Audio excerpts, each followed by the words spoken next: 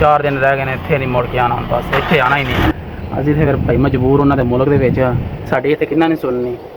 ਕੀਤਾ ਅਸੀਂ ਇਸ ਹੱਥ ਦਾ ਕੰਮ ਹੋਏਗਾ ਤੇ ਇਸ ਹੱਥ ਖਰਾਬ ਹੋ ਜਾਏਗਾ, ਲਈ ਤੁਸੀਂ ਇਸ ਹੱਥ ਦੇ ਵੀ ਤੁਸੀਂ ਮਸੂਲ ਹੈ। ਨਾਸ਼ਤਾ ਵੀ ਨਹੀਂ ਕੀਤਾ, ਉਤੋਂ ਏਸੀ ਨੇ ਪਾਗਲ ਕੀਤਾ ਹੋਇਆ। ਏਸੀ ਦਾ ਕੰਮ ਕੰਪਲੀਟ ਕੀਤਾ ਤੇ ਏਸੀ ਚਲਾਇਆ ਤੇ ਕੋ ਖੈਰ ਨਾ ਇਨਰ ਸਾਹਿਬ ਹੀ ਨਹੀਂ ਚੱਲੇ। ਸੁਰਤੇ ਤੋਂ ਘੱਟ ਤੇ ਗੱਲ ਖਲੋਂਦੀ ਨਹੀਂ, ਯਾਨੀ ਕਿ ਪੁਲਿਸ ਤੋਂ ਘੱਟ ਤੇ ਗੱਲ ਖਲੋਂਦੀ ਨਹੀਂ। ਮਾੜਾ ਜਿਹਾ ਵੀ ਮੁਸ਼ਕਿਲ ਨਿਕਲੇ ਮੈਂ ਜਾਣਾ ਪੁਲਿਸ, ਇੱਥੇ ਸਾਨੂੰ ਤੇ ਬਸ ਉਹ ਡਰਾਵਾ ਹੈ, ਮੈਂ ਜਾਣਾ ਪੁਲਿਸ ਵਾਲਿਆਂ ਕੋਲ, ਤੁਸੀਂ ਮੇਰਾ ਕੰਪਿਊਟਰ ਖਰਾਬ ਕਰਤਾ ਹੋਣਾ ਸੀ।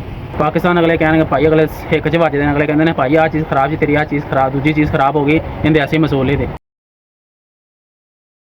A few moments later. अस्सलाम वालेकुम, की हाल वीरो दोस्तों, ठीक ठाक हो, राजी बाजी हो। मैं तुहाडा परदेसी भरा दुबई तो अज माशाल्लाह नवे व्लॉग के नाल हाज़र हो गए हैं। सुबह सुबह टाइम है माशाल्लाह, असीं अरबी के घर काम करन आए। सुबह सुबह ही असीं आ गए हैं, नाश्ता भी नहीं असीं कीता ते अरबी सानूं सुबह सुबह फोन मारन दिया, जल्दी आ जाओ, मेरे घर दा एसी खराब हो गया, मेरे घर दा एसी खराब हो गया।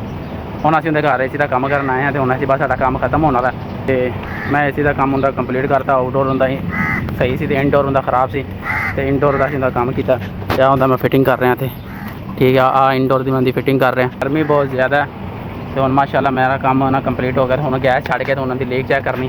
बाकी अल्लाह पाक दा लख लख शुक्र है, जो वक्त गुजार रहे हैं माशाल्लाह। पिछले 4 दिन रह गए हैं, अज 5वां दिन स्टार्ट है, हफ्ते का दिन है अज। तो कोई हफ्ता इतवार से छुट्टी होती, देखो कुछ हर बंदे रेस्टा कर रहे हैं, इस टाइम सो रहे हैं। इधर भी कोई ना बंदा ना बंदे की जात, सब बंदे रेस्ट कर रहे हैं तो असीं कमां नूं लगे हुए हैं। ठीक है, साढ़े नसीब च पता नहीं कितों छुट्टी आती, हफ्ते च एक छुट्टी भी नहीं साढ़े नसीब च है, वो भी होंदी तो हाफ छुट्टी होंदी, वो भी कमां कारां च लंघ जाती। कभी कपड़े धो, खाना बना तो सफाइयाँ कर, उन्हें साड़ी सारी छुट्टी लंघ जाती। तो बाद कंपनियां ने पाई वो पूरी पूरी रेस्ट कर रहे हैं, पूरी इंजॉय कर रहे हैं इस टाइम। यही निज़ाम ज़िंदगी साड़ी। अगे अल्लाह पाक दा लख लख शुक्र है तो हुण साडा काम कंप्लीट हो गया। जो एसी वाले सुबह सुबह गर्मी के पागल करता, उतों नाश्ता भी नहीं किया, उतों एसी ने पागल किया होया। हुण असीं एसी का काम कंप्लीट किया तो एसी चलाया तो खैर ना इनर साहब ही नहीं चले। ठीक है, तो वो करंट कितने ज़्यादा घट वध हो गया तो किट हरी फुड़क गए। एक टेंशन मुकती थी, दूजी तो यार हुण किट खोली तो फिर खोल के हुण करान आया सही। सुरते तो घट तो गल खलोंदी नहीं, यानी कि पुलिस तो घट तो गल खलोंदी नहीं। माड़ा जिहा भी मुश्किल निकले मैं जाना पुलिस। पाकिस्तान बच्चा अपने कहता ना कोई गल निक्की हो जाए तो मैं जाना अपने अम्मी अब्बू होर इत्थे, मैं जाना पुलिस वाले को, मैं जाना पुलिस वाले को। इत्थे सानूं तो बस वही डरावा है, मैं जाना पुलिस वाले को, तुसीं मेरा कंप्यूटर खराब करता। हुण असीं लैके उन्हें खोल के लिआए उन्होंने पिछे दुकान कंप्यूटर वालियां दी, इहदा कोई सही कराने वास्ते। एक टेंशन मुकदी ते दूजी ते यार इस गल्लों मेरा ना ऐसे काम तो ऐसा दिमाग चालू होया ना, दिल ही नहीं करता। इलैक्ट्रॉनिक चीज़ मिनट चाहिए भी होनी, उन्होंने मिनट खराब भी होनी। नहीं जी नहीं, तुसीं मसूल जे, तुसीं इंज करना जी जिवें असीं इस चीज़ दे मुहाफिज़ हैं। इन्हां कंप्यूटर तो कभी खराब हो नहीं सकता, किट तो कभी खराब हो नहीं सकती, कोई चीज़ भी खराब हो जाए असीं मसूल हाँ। कीता असीं इस हत्थ का काम होएगा तो इस हत्थ खराब हो जाएगा, लेकिन तुसीं इस हत्थ दे भी तुसीं मसूल है। बस आ इत्थे दुबई दे विच एसियां दी आ मुसीबत, एसियां वालियां नूं एसियां वालियां नूं मेरे ख्याल हर बंदे नूं ही मुसीबत है।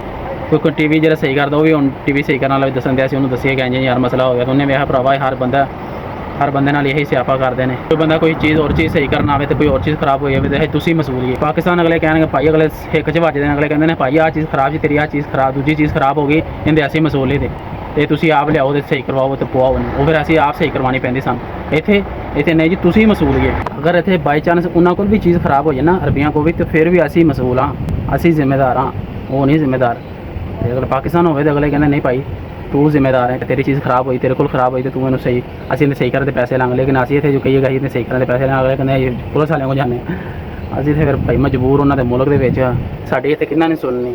उन्होंने इत्थे घर बार, उन्होंने भरा चाचे ताए सारे पुलिसां दे विच ने नौकरियां, कोई पुलिस च लगा, कोई किहड़े महकमे च लगा, कोई किहड़े, तो साडे इत्थे किहड़े महकमे च लगे, साडे सिर्फ एसियां तो इलावा कोई महकमा ही नहीं है।